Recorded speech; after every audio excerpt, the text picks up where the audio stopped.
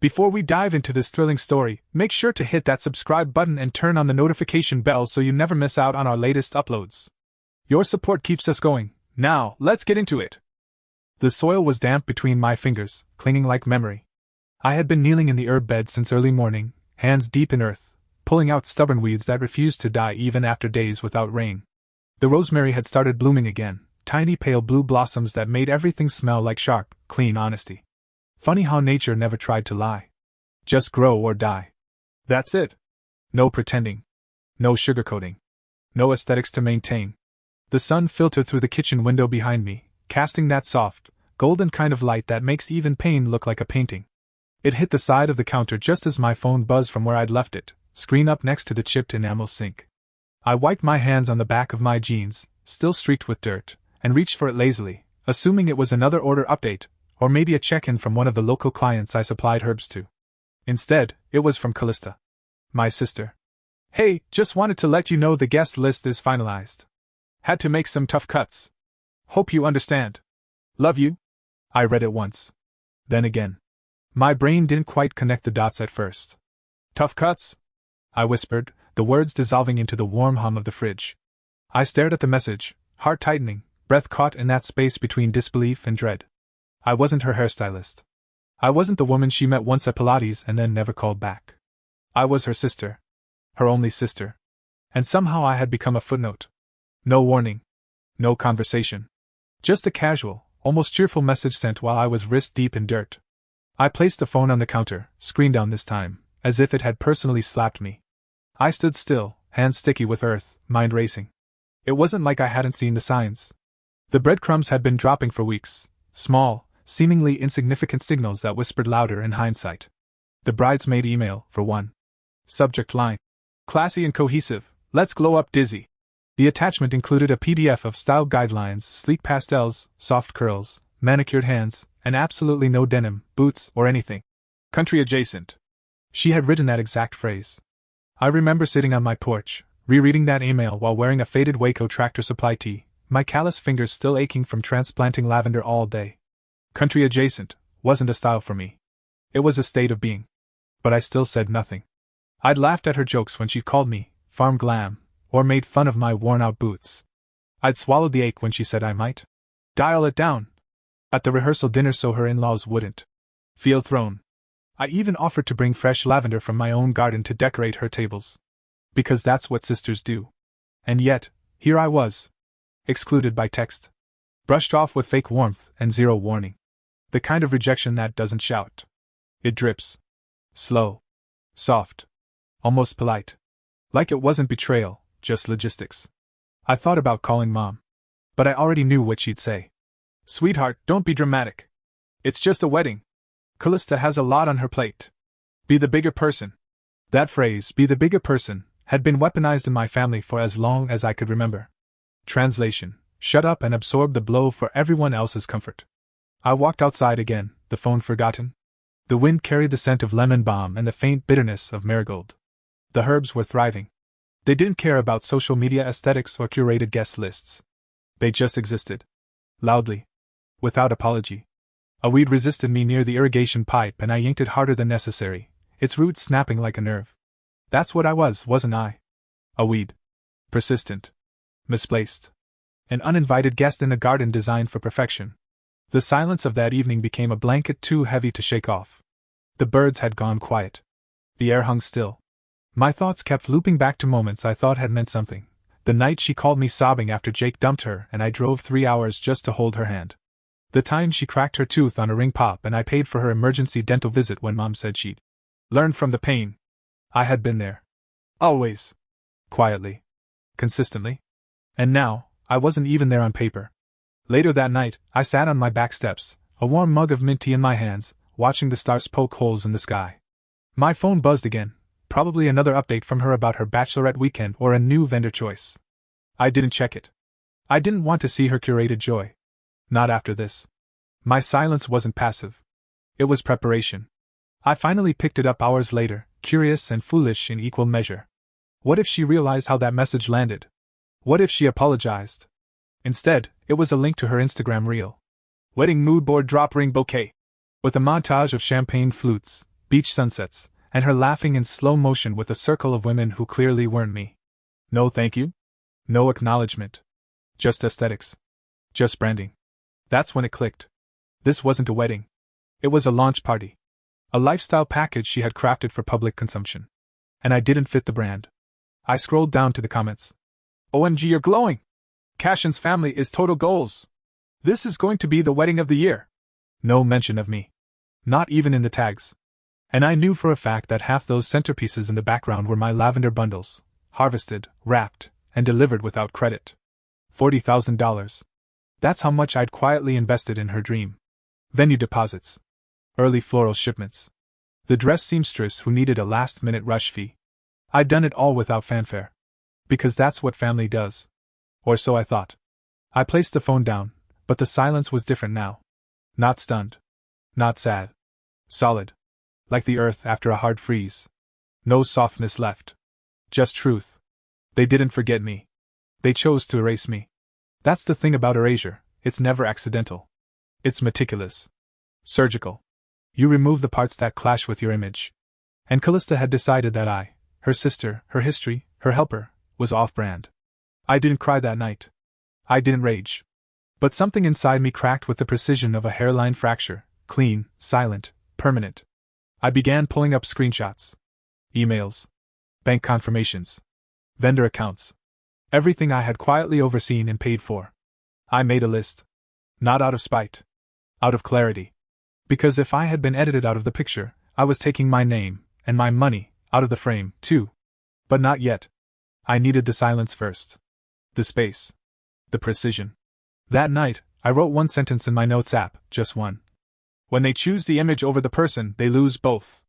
And I knew, deep in my marrow, that I would never be in the background again, not quietly, not cheaply, and not ever. Not even if the whole thing burned down without me. Because this time, I wouldn't be the one watering the fire. The silence stretched into days, thick and deliberate. No follow-up. No clarification. Callista didn't call, didn't text, didn't even pretend. I checked my phone far more than I cared to admit, even though I told myself I was over it. Even though I knew the silence was its own answer. But there's something about betrayal that begs for a rebuttal, some last-minute acknowledgement that says, "Wait, this isn't what I meant." I waited for that. And waited. Until one night, standing barefoot in front of the fridge eating leftover peach pie straight from the tin, I opened Instagram again. The glow from the screen felt like a searchlight, spotlighting every part of me I wished I could shut off. I wasn't even thinking about the wedding anymore. At least that's what I told myself. Then there it was, her latest post. A carousel from the bridal shower. All white, all hydrangeas, all filtered joy. "Thank you Cashin's amazing family for sponsoring our dream wedding." The caption read, followed by a dozen tagged vendors and smiling faces. Not one mention of me. Not in the tags, not in the caption, not in the background. As if I had never existed. I stared so long my thumb cramped from holding my phone. I refreshed the post. Nothing changed. Maybe I was tagged in a comment? A throwaway. "Thanks Aylin," tucked in the replies. I scrolled. Nothing. Just fire emojis, hard eyes, and people gushing about how elevated it all looked. "This is goals," someone wrote. "You're glowing." She was glowing, all right. Lit by the warmth of omission. Scrubbed clean of anything inconvenient. Scrubbed clean of me. My heart didn't sink this time.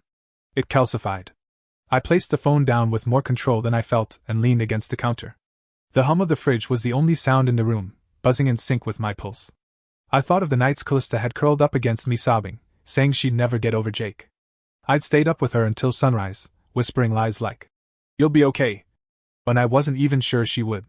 I remembered the time she couldn't pay rent, and our mother said she had to learn responsibility the hard way. I'd driven 6 hours and handed her a rent check without saying a word. I didn't do it for gratitude. I did it because she was my sister. I didn't need a public thank you. But I also didn't deserve to be deleted. The truth is, I could have handled being cut from the guest list. I would have even survived the coldness of that text. But it was this, the curated image of her life, polished to perfection and free of me, that gutted something deep inside me. My fingers hovered over the phone. Maybe I should call Mom. Maybe she could talk sense into Callista or, at the very least, admit this was messed up. I hit the call icon before I could stop myself. She picked up on the second ring, voice sweet like she just stepped out of a lemon-scented commercial. "Hey sweetheart. Everything okay?" I swallowed. Why didn't Callista mention me in her post? There was a pause. Not long, just long enough to tell me she hadn't expected that question. Oh honey, don't worry about that, she said with a practiced gentleness that made my skin crawl. You know how social media is. It's all just fluff. Don't take it so seriously. My eyes fluttered shut. Mom, I helped pay for the wedding. I know, and we're all so grateful. No, you're not. I cut in. If you were, I wouldn't be scrolling through hundreds of comments about Cashin's amazing family while pretending I don't exist. Her tone changed, sharpening just slightly. You're reading into things too much. You always do this, Aylin. You take things so personally. There it was. That phrase again. Like my feelings were a flaw. Like noticing erasure was the same as inventing drama. I pulled the phone away for a second and stared at it like it might apologize. It didn't. I brought it back to my ear and said cold and clear. I guess I expected too much. We're not ungrateful, Aylin, she insisted, her voice losing its warmth. You're being overly sensitive. And it's not becoming. Not becoming. Like I was a tacky accessory she regretted putting on in public. Like I was a dress that didn't photograph well. I hung up without saying goodbye. I stood in my kitchen for a long time after that, motionless, barely blinking. The quiet wasn't peaceful anymore. It was sterile. Like a waiting room before surgery. I walked to the counter and picked up my phone again, this time opening my banking app. There it was, the scheduled payment for the florist, due in 2 days. My thumb hovered over the "Cancel Payment" button. I didn't press it. Not yet. But I wanted to. For the first time, I truly wanted to. Because this wasn't about a wedding anymore. This was about how easily I could be erased and still expected to pay for the ending. And I realized something else too, they weren't just leaving me out. They were testing how far I'd let them go. That night I didn't sleep. I lay in bed staring at the ceiling fan, the blades spinning in slow, deliberate circles. My thoughts did the same. I thought of every yes I'd said over the years just to keep the peace.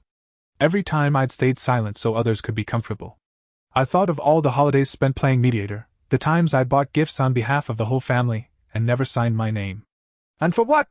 To be left off a tag? To be rebranded as off-brand? A few mornings later, while pouring coffee into my chipped white mug, a memory blindsided me. One of the early wedding planning calls, back when things still felt safe. Callista had been rattling off her Pinterest boards and venue options. I'd been scribbling notes like a damn assistant.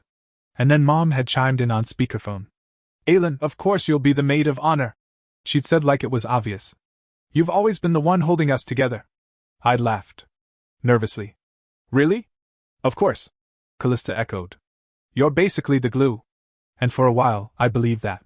Believed I had a place in her vision. Believed love was stronger than branding. But that conversation was never mentioned again. Weeks passed. Callista's childhood best friend suddenly took center stage. Then Cashin's cousin. And finally, on her carefully crafted Instagram stories, the official maid of honor was revealed, Cashin's sister Eloise. Polished. Picture perfect. Palm Springs chic. I didn't even get a text. I should have asked. I should have demanded answers. But I didn't want to seem needy. So I waited. Hoping they'd explain. They didn't. Then the universe peeled back the final layer. It was late afternoon. I was outside, pulling weeds along the east side of the house when my phone buzzed. It was Odessa, my cousin and Callista's college friend. She had always tried to play neutral but never hid the fact that she thought Callista could be a little much. Her message read, OMG, I'm so sorry. Meant to send this to Lisa. Please ignore. Below it was a screenshot. I hesitated. But I opened it. It was from their bridal planning thread. Group chat titled, Kay's Big Day Party Popper Ring. Callista's name came first. My sister is sweet but totally off-brand. Can we just keep it tight? Cashin doesn't even want her there. I stared. Off-brand. Like I was a bad font on a designer flyer. Like I was a sticker someone slapped on the wrong bottle. And beneath that? Mom had replied, let's keep it small. No need to explain everything to her. I froze. The words sat on my screen like a bruise. Ugly. Deep. Unavoidable. This wasn't a mistake. It wasn't about space or cost. It wasn't a miscommunication. It was a plan. I saved the screenshot. Not out of spite. Out of proof. I renamed the folder Truth. Because now I had it. In their words. In their planning. In their own voices. This wasn't accidental. It wasn't me being too sensitive. It was personal. It had always been personal. I wasn't the overreacting sister. I wasn't the insecure one. I wasn't too much. I was invisible. And not by accident. By design. That evening, I sat on the back steps again, phone resting in my lap like a confession. The breeze was cool, but inside me, something had turned to steel. A stillness that comes not from peace, but from resolve. The kind that hums before a wildfire. I think I'm done, I whispered. Not out of rage. Not out of heartbreak. Out of clarity. They didn't want me there. Not the real me. Not the one who cried with Callista after her heartbreak. Not the one who paid the deposit for her venue when she panicked about the deadline. Not the sister who worked 2 extra shifts to help cover her seamstress's rush fee. They wanted the illusion of family. Not the roots. I deleted Odessa's message. Not because I forgave her. But because I didn't need more evidence. I already knew. Later that night, I pulled out my laptop and opened a new document. I didn't know what I was writing. A letter? A list? A log of every time I said yes and they said, not now? But the words came anyway, pouring out like a wound opening for air. And somewhere between lines I felt it, the shift. The quiet was no longer a waiting room. It was a war room. And I was done waiting for permission to exist. I didn't make a decision that night. Not out loud. Not even to myself. The truth has a funny way of settling in, quiet at first, like a ripple, before it becomes a current you can't resist. By morning, I was already swimming in it. I brewed my coffee slower than usual, watching the cream swirl into the dark liquid like smoke. My hands were steady, but something in me was already moving. Shifting. Clicking into place. I didn't have a plan. I had a truth. And sometimes, that's more dangerous than revenge. It started with a list. Not dramatic. Not spiteful. Just a spreadsheet. A record of everything I had paid for over the past 7 months. I pulled up my email and began searching for keywords. Invoice, deposit, confirmation, wire transfer. Each search produced receipts, contracts, and email threads that began with urgency and ended with appreciation, none of which had ever made it into Callista's Instagram captions. The first entry, venue, $18,000 deposit. That alone made my stomach clench. Second, catering, $7,500. Third, custom dress, $6,200, half of which I'd covered when she said the seamstress wouldn't release it without the final payment. Flowers, $3,800. Photography, bartenders, string quartet for the ceremony, a last-minute wedding planner she said she couldn't live without but had forgotten to budget for. It all stacked up until the total sat at $40,237.84. I stared at the number until it blurred. She hadn't just excluded me from her wedding. She had built her dream on my back. And now she was preparing to walk down the aisle pretending I didn't exist, knowing full well I'd made it all possible. A notification popped up at the top of my screen. Final florist payment scheduled for 48 hours from now. I opened the vendor portal, hovering over the cancel button. I didn't press it. Not yet. This wasn't going to be emotional. I didn't want fire. I wanted precision. I wanted a clean break. I logged into every vendor portal, checking what was under my name, what had my contact info, what was connected to my bank accounts. They hadn't even bothered to transfer ownership. I was still listed as the point of contact for nearly everything. That's the thing about people who take you for granted. They forget you're the one holding the structure until you start pulling the beams away. It would have been so easy to cancel it all right then. 1 click per contract. But I didn't want easy. I wanted control. I wanted them to feel it, not as an explosion, but as a quiet, strategic collapse. Later that day, I drafted an email. No emotions. No venom. Just logistics. Subject line. Change of plans. I addressed it to Callista, Cashin, and Delora, the holy trinity of image maintenance. Inside I wrote, please update your financial records. I've removed myself from all remaining wedding contracts, effective immediately. Any pending payments are your responsibility moving forward. No need for discussion. Just clarity. Aylin. I read it twice. No warmth. No cruelty. Just facts. Then I hit send.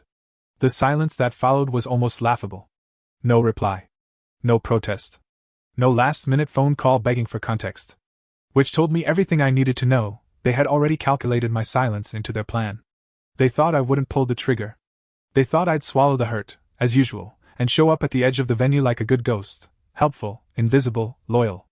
They didn't expect this version of me. I closed my laptop, stood, and walked to the kitchen where my old corkboard still held pin receipts and farm supply coupons. I grabbed the push pins one by one and dropped them in the drawer. Then I printed the spreadsheet. $42,000. 8 tabs. I folded the paper and tucked it into a slim envelope, labeling it Debt Paid. Because that's what it was now. A payment for clarity. For liberation. That night, I did something I hadn't allowed myself in years. I opened a travel app. I typed in the first location that came to mind, Puerto Rico. Ocean View Suite. Adults only. No group activities. No dress codes. The ticket cost less than the wedding's dessert table. I clicked Confirm. And just like that, they lost the one person they should have never underestimated. I started packing that evening, slowly, intentionally. One small suitcase. A few linen dresses. A swimsuit I'd never had time to wear. No mementos. No just-in-case items. If I was going to disappear from their story, I was going to do it on my terms, with peace, not shame. The next day, I received a text from Odessa. No greeting. Just a screenshot. It was a private group message between Callista and Cashin. Cashin. If your sister comes, it reflects badly. It muddies the brand. Callista. Agreed. She's sweet, but she doesn't fit. Delora. Let's keep it small. No need to upset her unnecessarily. Brand. Fit. Small. I stared at the words. Like a badly written press release about a failed product launch. I didn't respond to Odessa. I didn't need to. Instead, I walked to my desk, opened each contract, venue, florist, caterer, photographer. One by one, I terminated them or transferred them. Every signature was mine. Every card on file was mine. I even paused the Instagram ad she'd begged me to fund because exposure is everything. Exposure. She was about to get some.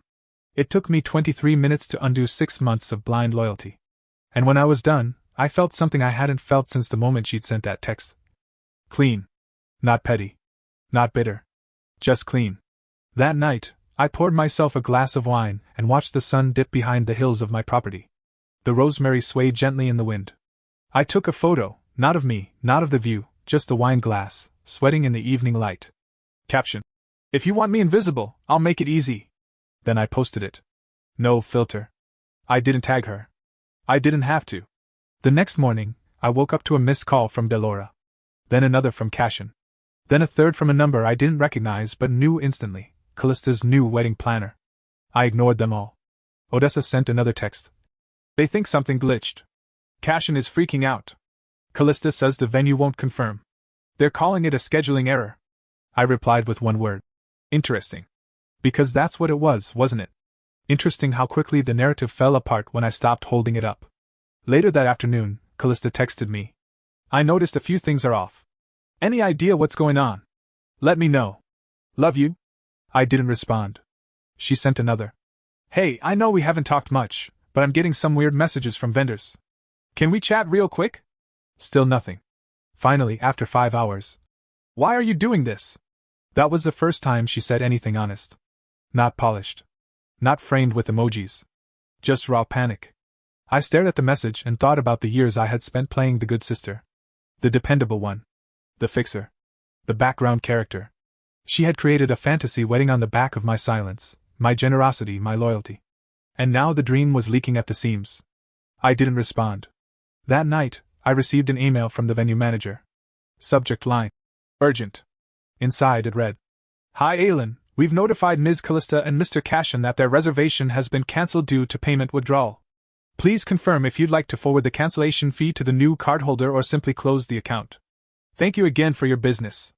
I replied within minutes. Close the account. No further action needed. That was the end of it. No explosions. No threats. Just closure.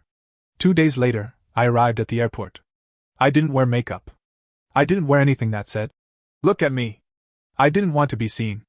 I wanted to disappear, quietly, fully, beautifully. The air in the airport was chilled and still. I moved through it like someone who had finally stopped carrying other people's expectations. No one asked why I was there alone. No one looked at me like I didn't belong. When I reached the lounge, I ordered a mimosa and sat by the window. The clouds outside stretched like new skin across the horizon. My phone buzzed. Odessa. You're not going to believe what just happened. The preview read. I opened it. Voice memo. I hit play. Her voice came through low and breathless. Aylin, your grandma tried to speak up for you this morning. She told Callista it wasn't right. That the wedding felt wrong without you. Callista told her to stop ruining the mood. Then she asked her to step away from the planning altogether. I closed my eyes. Grandma Agatha was the only one who'd ever looked me straight in the eyes and said, "You are enough. You don't need to earn your place here." If they could discard her, there was no line they wouldn't cross. I typed one line to Odessa. "Then I'm doing the right thing." She responded instantly. "You are. Honestly. I wish I could go with you." I smiled. Sad, but honest. I looked up at the screen above me. Boarding was called from my gate. I stood, gathered my bag, and walked toward the jet bridge. No second thoughts. No panic. Just peace. And a single truth burning steady in my chest. They took my silence as surrender. But this wasn't silence. This was war. And I had just made my first move, with one finger. The plane lifted off the tarmac with a soft, trembling hum that vibrated through the seat and into my spine. I leaned my head against the window, eyes fixed on the shrinking city below, each building and highway dissolving into a network of lines that no longer concerned me. I didn't look back. Not even once. By the time we touched down in San Juan, the sunlight had turned gold. The kind of gold that didn't feel forced. Not wedding filter gold, not glow-up gold. Real. Earned. I moved through the airport with a quiet ease, no itinerary in hand, no one to meet me. My suitcase rolled behind me with that satisfying soft clack that only comes when you're truly traveling light. The resort was tucked into the cliffs, wrapped in palm trees and ocean breath. My room overlooked the sea, and when I opened the balcony doors, the wind hit me like a reset button. No lavender centerpieces. No seating charts. No expectations. Just water stretching infinitely outward and a breeze that didn't ask me to tone anything down. I didn't think about the wedding the first day. Not really. I slept late, swam in salt water that clung to my skin like forgiveness, and read 3 chapters of a novel I'd started a year ago and never finished. I ordered pancakes and mango slices and coffee so strong it made my heart race just a little, like I was alive again. And then, as it always does, the past tried to reach me. My phone buzzed. Then buzzed again. I ignored it. Until Odessa's name lit up on the screen. Text message. "You're not going to believe what just happened." I didn't hesitate. I opened it. She'd sent a voice memo. I pressed play. "Aylin, he walked out."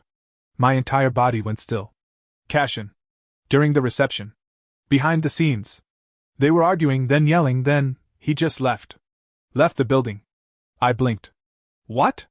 Odessa's voice kept going, rapid, frayed around the edges. "The DJ stopped playing for 10 minutes. People were whispering. Your mom tried to keep things going, but it was already unraveling. Uncle Pete yelled at her in front of everyone. Grandma was crying." I leaned back in the lounge chair, phone resting on my stomach, the sky above me bluer than should be legal.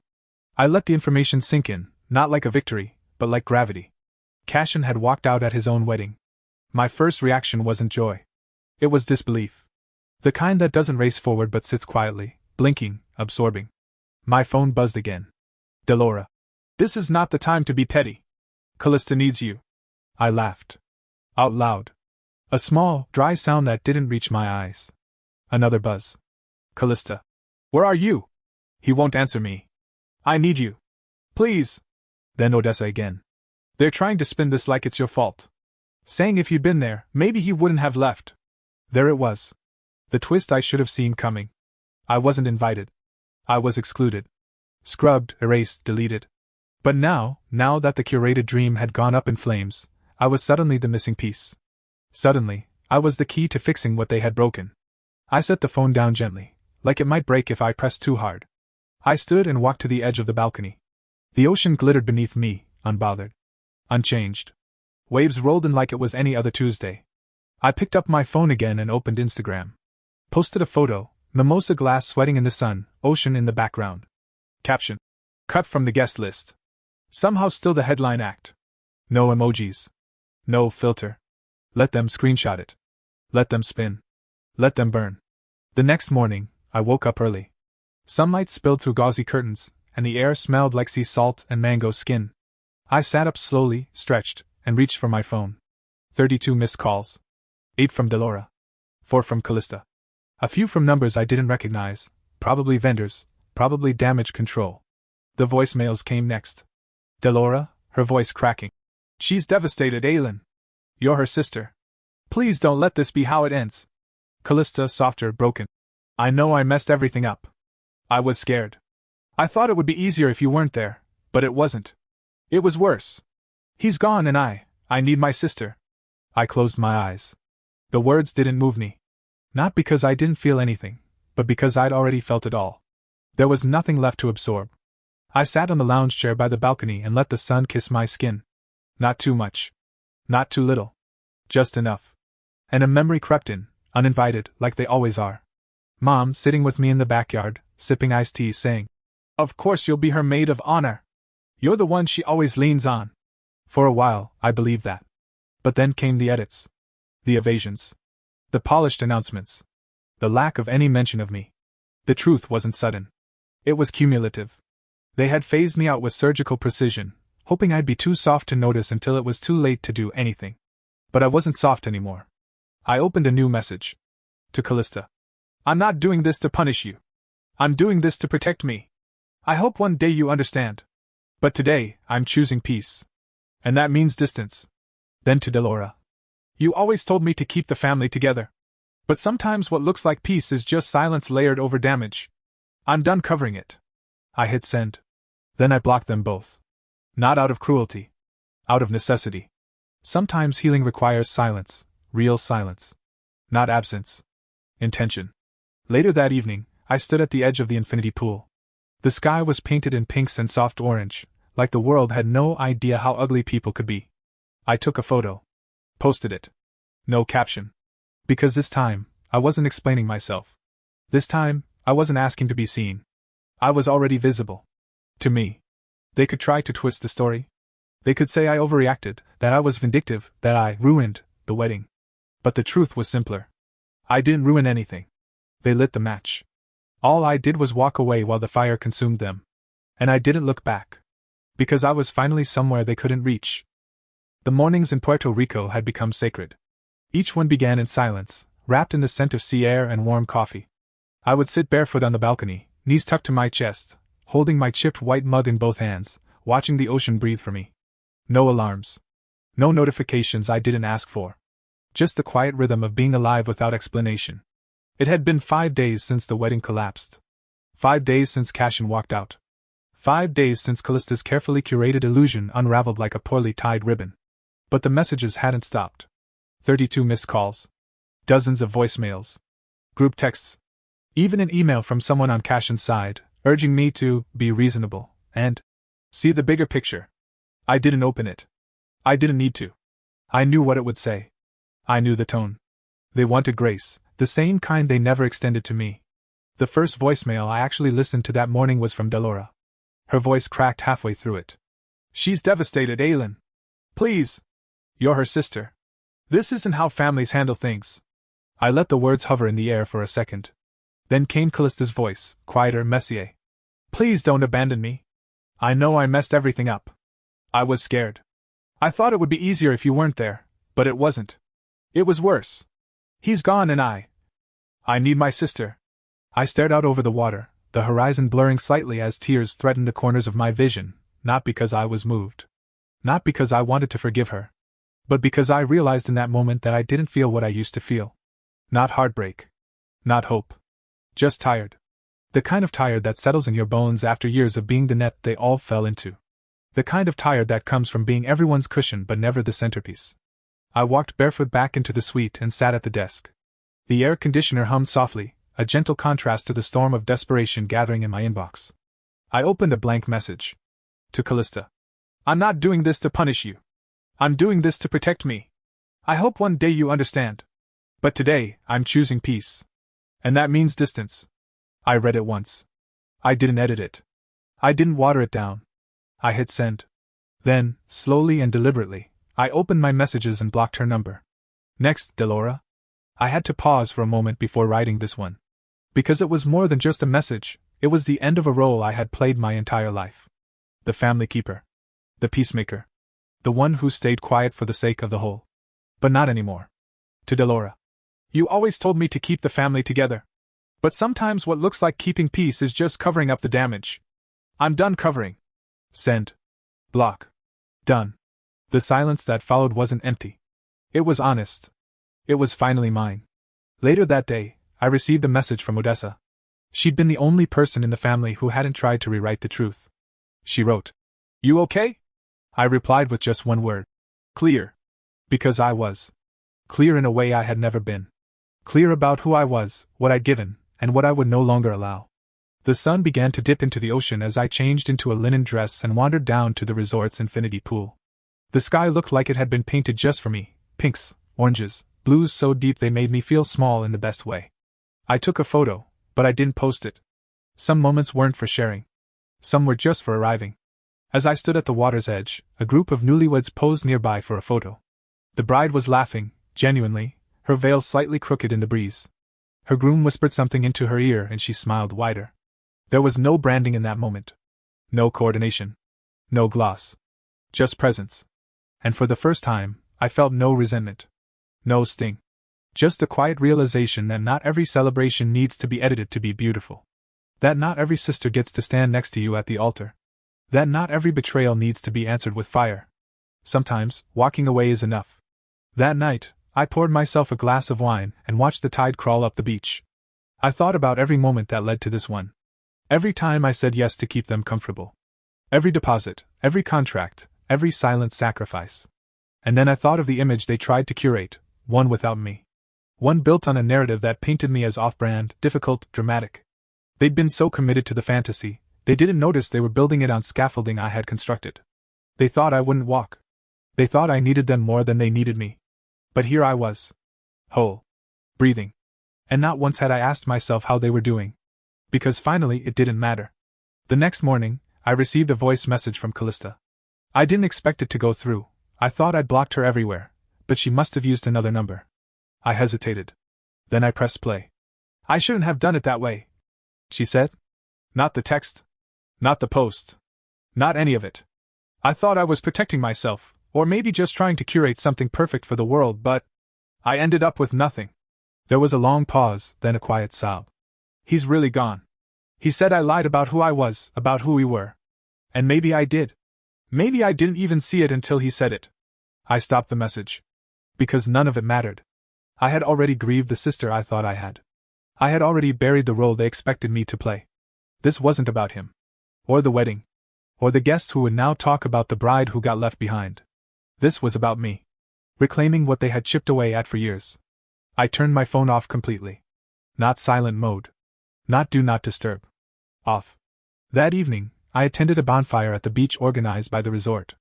A few other solo travelers were there, people who had come to forget, to remember, or to start over. No one asked where I was from. They asked who I was becoming. One man, older, with salt and pepper hair and a laugh like a story, asked, "So what do you do?" I smiled. Not the kind I used to wear, the tight, practiced one. This one was real. Slow. "I'm someone who finally stopped apologizing for being real," I said. He nodded like he understood. No follow-up questions. No curiosity coded in judgment. Just understanding. I watched the fire crackle, the embers rising into the sky like unspoken prayers. I picked up my phone and took a photo, not of my face, not of the fire. Just the glow. Just the light. I opened Instagram one last time. No caption. Just the image. And I posted it. Then I closed the app and deleted it from my home screen. Not out of bitterness. Out of healing. They could keep their story. I was writing a new one. One without an audience I needed to impress. One without a script written by people who only saw my worth when they needed something. One where I was the main character, not the backup. That night, I fell asleep to the sound of waves tapping the shore, soft and steady. And for the first time in years, I slept through the night without dreaming of someone else's expectations. Because peace isn't always found in reconciliation. Sometimes, it's found in the refusal to return. The sea outside my balcony stretched wide and endless, a steady rhythm against the soft hush of early morning. The air was thick with salt and warmth, but inside I felt weightless. No expectations. No urgency. Just a fragile kind of peace, growing roots in silence. It had been a full week since the wedding imploded. A week since Cashin walked out. A week since Callista's curated life crumbled in front of an audience she had handpicked to applaud her. And still, I hadn't heard from her again. She had gone quiet. Whether from shame, exhaustion, or resignation I didn't know. And for once, I didn't care. Because I wasn't watching anymore. I wasn't refreshing her profile or scanning hashtags. I wasn't searching for my name in comment sections, hoping for some ghost of acknowledgement. I was gone. Not missing. Gone. That morning, I sat on the balcony with my legs folded under me, sipping coffee from the same white mug I'd carried through years of birthdays, funerals, and family drama. I hadn't opened my inbox since arriving. I hadn't checked voicemails in days. But something about the breeze told me this was the morning to do it. Not out of fear or anticipation, but readiness. I scrolled through dozens of unread texts and ignored most of them. Until I saw Odessa's name. She had sent a photo. A piece of folded, slightly wrinkled yellow paper. Underneath it she wrote, "From Grandma. She asked me to send it to you." I tapped the image. My breath caught in my chest. It was her handwriting. Careful. Soft. Looped the way only older generations wrote. I could hear her voice in the letters, the way she used to say my name like it mattered more than just the sound. I zoomed in and read. "Aylin, you were right to walk. They will learn in your silence what they ignored in your words. But forgiveness is not for them. It's for you. So your soul can rest and keep growing. I see you. I always have. Love. Grandma Agatha." I didn't move. I didn't blink. I just sat there, letting the message settle into the deepest corners of me, the ones that still flinched, the ones that still feared maybe I'd gone too far, maybe I was the problem, maybe I was always just too much or not enough. But her words swept all of that away. They didn't come with conditions. They didn't ask me to fix anything. They didn't ask me to come back. They simply said, "I see you." And that was enough. The tears came then. Not loud. Not wild. Just soft, steady, and real. The kind of crying that doesn't beg or plead. The kind that acknowledges truth when it finally arrives and sits beside you, quiet and loyal. Someone had seen me. Someone had always seen me. And suddenly, that made all the difference. I picked up my phone, opened the image again, and saved it under a new folder I created right then and there. Home. Not the family I came from. The one I was building inside myself. Later that afternoon, a notification popped up. "Time to check in for your return flight." I stared at it. I didn't move. Didn't feel panic. Didn't feel obligation. Just stillness. I closed the notification. Then, without hesitation, I opened my travel app and booked another week. Not as an escape. As a decision. I wasn't running from anything anymore. I was walking towards something that felt like mine. That evening, I joined a small group of travelers by the fire pit near the beach. The sun was already dipping low, casting gold across the ocean in soft, deliberate streaks. People around me laughed, shared stories about hometowns I'd never visit, heartbreaks I didn't have to solve, and dreams that had nothing to do with image or perfection. No one asked me what I did. They asked, "Who are you becoming?" I smiled, not out of habit, but from truth, and said, "Someone who finally stopped apologizing for being real." It wasn't eloquent. But it was mine. We stayed out long after the fire had turned to embers, passing a bottle of local rum, feet buried in warm sand, talking about nothing and everything. No one here knew Callista. No one had heard of Cashin. No one knew my last name, or how many times I'd bailed out the people who said they loved me. And for the first time, I didn't feel invisible. I felt free. Later that night, I walked along the shoreline alone, waves tickling my ankles. The moon hung low, round and unapologetic, casting just enough light to guide me without exposing anything I wasn't ready to face. I pulled out my phone and opened my notepad. Typed slowly, deliberately. They erased me. I left them empty. I didn't post it. Not yet. But I saved it. Because I wasn't done writing this new story. But I was done begging them to read it. Back in the room, I lit a candle I had bought from a local vendor in town. The scent of coconut and smoke drifted through the air, grounding me. I sat on the edge of the bed and stared at my reflection in the mirror. No makeup, wind-tangled hair, skin darker from days of sun. I didn't look polished. I looked alive. I whispered to the woman in the mirror, "You're not going back." And I meant it. Because going back meant shrinking again. Explaining again. Apologizing again. They could tell their version of the story. They could say I abandoned them. That I was dramatic. That I made things about me. Let them. Because their version wasn't mine. And I wasn't responsible for shrinking myself to fit their narrative. The next morning, I sat with my coffee and thought about all the roles I'd played: the silent sister, the backup plan, the financial safety net, the emotional support system nobody thanked out loud. I thought about the weddings, the family photos, the curated captions that never once included my name. And I thought of Grandma. The one who saw me. The one who wrote the only truth that mattered. I picked up my phone one last time. Opened Instagram. Posted a single image, a photo of the bonfire from last night. Glowing, alive, imperfect. No caption. No hashtags. No location tag. Just light. Then I deleted the app. Not out of anger.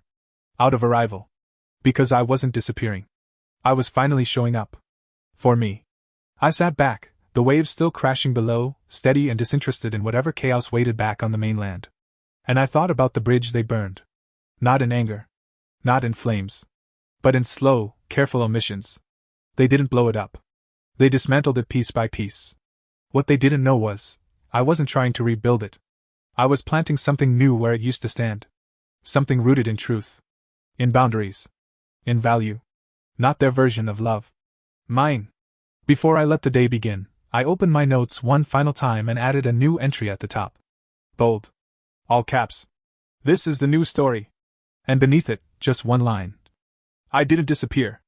I just finally arrived somewhere I'm valued. The sun rose slow over the sea, and I let it touch my skin without flinching. Because for the first time in my life, I wasn't trying to fit into their frame. I was building my own. And that was the real beginning. Sometimes, the deepest betrayals don't come with raised voices or dramatic exits. They arrive in silence, polished, polite, and wrapped in curated smiles. You don't notice them at first, because you've been trained to be the bigger person, to give the benefit of the doubt, to assume the best. You've been taught that family comes first, that love is compromise, that peace is what you maintain even when it costs you everything. But then one day, a single message, perhaps a text, a tone of voice, or the absence of your name in a space you once belonged to, cuts deeper than 1,000 fights. Not because of the cruelty, but because of the clarity. You realize that the image they're trying to build doesn't have room for you, and worse, you realize they've known that for a while. That's the first lesson this story teaches. People can love the idea of you while slowly erasing the reality of who you are. And when that happens, you have a choice. You can shrink. You can bend. You can spend the rest of your life playing a part in their script, editing yourself to fit their comfort, smiling in photos that don't include you in the caption. Or you can leave. You can reclaim your space, your voice, and your worth. Not with a loud explosion, but with quiet, irreversible action. Walking away isn't always about anger. Sometimes it's about understanding that staying would require self-erasure. That being included would come at the price of your dignity. We're taught to be loyal. To stick around. To forgive quickly and communicate always. But what we're not often taught is discernment, the wisdom to know when something isn't just a misunderstanding, but a pattern. When silence is not just an oversight, but a strategy. This story shows that not all exclusion is accidental. Sometimes it's calculated. It's layered in branding, image, and curated narratives. And when you see that clearly, the most loving thing you can do, for yourself, is to stop asking for a seat at the table where your presence is treated like an inconvenience. What makes this story powerful is not the revenge. It's not the $40,000 pulled or the contracts cancelled. It's the calm clarity with which the protagonist takes her power back. No screaming. No public shaming. Just a shift in focus, from pleasing others to protecting herself. That's the second lesson. You don't need to destroy others to reclaim yourself. You just need to stop financing your own erasure. Whether with money, time, energy, or silence, many of us pour ourselves into relationships that wouldn't survive if we stopped being the bigger person. And the moment you stop, you see it all. You see who only called you kind because you were quiet. Who only kept you around because you were convenient. And who vanishes when you finally say no. There's grief in letting go, even when the people you walk away from never truly saw you. There's grief in realizing that the love you gave so freely was never reflected back with the same depth. But there's also freedom in it. There's freedom in building a new story, one where your value isn't dependent on being useful, quiet, or palatable. One where peace isn't the reward for endurance, but the foundation for growth. And somewhere along the journey, you realize the power of being untagged. Of being unseen by people who never really looked at you. You stop trying to correct the record, to convince them you were worthy all along. Because the third lesson is this: you are allowed to walk away without a permission slip, a dramatic ending, or a consensus. You are allowed to heal in silence. You are allowed to redefine what family means. You are allowed to say, "This is no longer enough." And step into the version of yourself that no one else clapped for, because she doesn't need applause anymore. She has peace. In the end, it's not about weddings or Instagram posts or who's in the photo. It's about something far deeper. It's about what happens when you finally believe that your presence is not negotiable. That your love, support, and energy are not bottomless wells for others to draw from without gratitude. It's about what happens when you stop mistaking being needed for being valued. And it's about choosing wholeness over loyalty to dysfunction. The final image in this story isn't revenge. It's not vindication. It's a woman sitting by the sea, phone off, wine in hand, knowing she burned no bridges, she just stopped crossing ones that led nowhere. She didn't disappear. She arrived. Fully. Finally. And she didn't do it with applause. She did it with a whisper. I'm done explaining myself. So if you see yourself in her, if you've ever been quietly excluded, gently erased, or kept around only as long as you didn't disturb the peace they created, take this story as permission. Not to rage. Not to beg. But to release. To untether yourself from stories that no longer fit. And to remember this. You don't have to burn the bridge. You just have to stop walking toward people who never built one back. That's the real peace. And it begins the moment you decide you're no longer asking to be seen, you're choosing to live fully, whether they look or not.